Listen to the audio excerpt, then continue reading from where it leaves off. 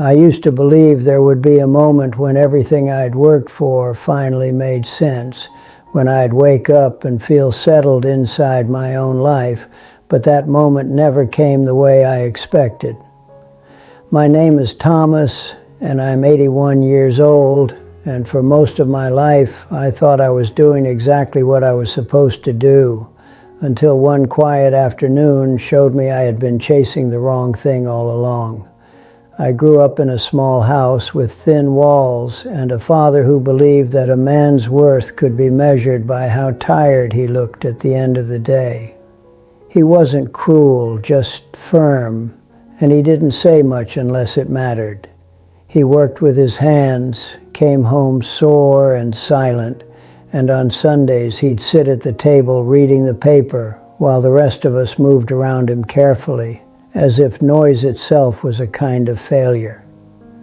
From a young age, I learned that stability was something you earned, and that feelings were a luxury you handled on your own. When I was young, success looked very clear to me. It meant a steady job, a house you could lock, a family that didn't have to worry about bills. I was good at school, not brilliant, but dependable.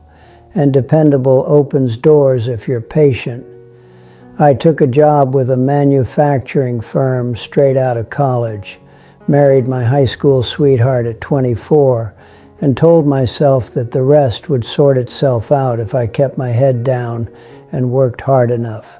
For a long time, it felt like it was working.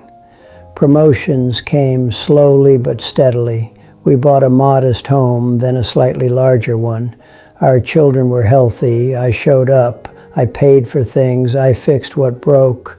I was proud of that. I told myself that providing was love, that consistency was devotion, and that wanting more than that was selfish or unrealistic. The days blurred together in the way they do when you're busy. Morning coffee, traffic, meetings, the low hum of responsibility that never quite shuts off. I was always planning for the future, even when the future was only a week away. Once things settle down, I'd think. Once this project is finished. Once the kids are older. Once I retire. I lived my life as if the present moment was something to get through, on the way to something better. My wife, Ellen, used to ask me questions I didn't know how to answer. She'd ask why I was always distracted, why I seemed somewhere else even when I was sitting right next to her. I'd tell her I was tired, that work was stressful, that things would slow down eventually. She stopped asking after a while, and at the time I felt relieved, not realizing that silence is rarely a good sign. Our children grew up faster than I expected. I remember teaching my son to ride a bike in the driveway, running behind him with my hand on the seat, afraid to let go. Years later, he packed his car for college while I stood in the doorway holding a mug I didn't need, wondering how it all went by so quickly. I told myself this was the natural order of things. Children leave, parents stay, life moves forward. Retirement was supposed to be the reward. I'd imagined it as a wide open stretch of time where I could finally breathe. When it came, it felt more like a door closing. My job threw me a small party. There was cake, a card signed by people whose names I sometimes struggled to remember, a few polite speeches. The next Monday I woke up with nowhere to be. The house was quiet in a way that felt unfamiliar, almost hollow. Ellen and I tried to adjust. We took walks. We traveled a little. We sat across from each other at breakfast with the newspaper between us. Without the structure of work, I realized how much of myself I'd poured into being busy, and how little I knew how to just be. Conversations felt awkward. Silence stretched longer than it used to. I thought this was just part of getting older. The moment that changed everything didn't happen during some dramatic event. There was no hospital room, no sudden loss, no grand revelation. It happened on an ordinary afternoon, the kind you forget unless something inside you shifts. I was cleaning out the garage, sorting through boxes I hadn't opened in decades, old tools, papers, a box of photographs I'd meant to organize years ago. I sat down on the concrete floor and started flipping through them. There were pictures of the kids when they were small, Ellen with her hair longer than I remembered, my parents when they were still strong. I noticed how often I was missing from the frame. When I was there, I looked distracted, half-turned, as if something just outside the picture had my attention. At the bottom of the box was a notebook I didn't recognize at first. It was one of Ellen's old journals from when we were first married. I hadn't known she'd kept it, and I probably shouldn't have read it, but curiosity has a way of overriding good judgment. The entries weren't dramatic. They were small observations, loneliness, hopes. A few sentences about wishing we talked more, about missing me even when I was home. I closed the notebook and sat there for a long time. The garage smelled like dust and oil. Somewhere down the street, a lawnmower was running. Life was going on exactly as it always had.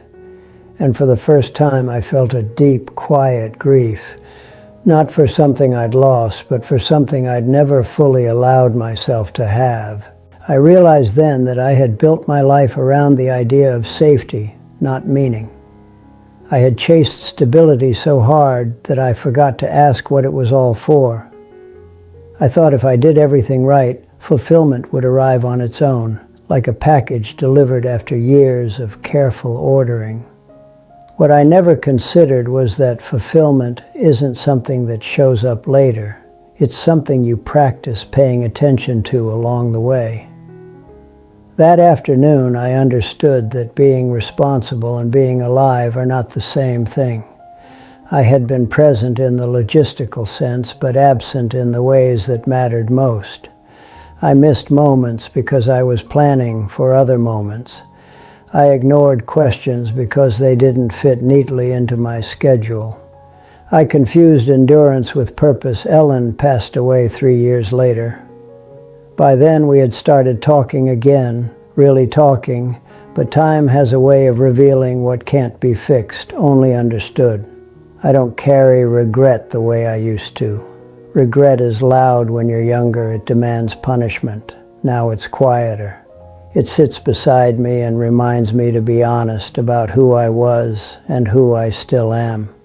If I could speak to my younger self, I wouldn't tell him to work less or aim lower. I'd tell him to listen more closely, to notice the weight of ordinary days, to understand that love needs attention, not just intention. I'd tell him that life doesn't ask you to prove yourself as much as it asks you to show up with your whole heart. At 81, I don't have many years left to rearrange things, but I have enough to be awake to them. I notice how the light comes through the window in the morning. I let conversations take the time they need. I say what I mean, even when my voice shakes a little. I no longer believe that there is some final version of my life waiting for me down the road. If you're listening to this and you feel that quiet unease, that sense that you're doing everything right, but something still feels off, I want you to know that you're not broken. You may just be chasing something that was never meant to satisfy you. It's not too late to pause and ask yourself what you're really working toward, and whether the life you're building is one you're actually living. I spent most of my years moving forward without looking closely enough at where I was standing. The moment I finally stopped, nothing dramatic happened. The world didn't change. I did, and sometimes that's the only moment that really matters.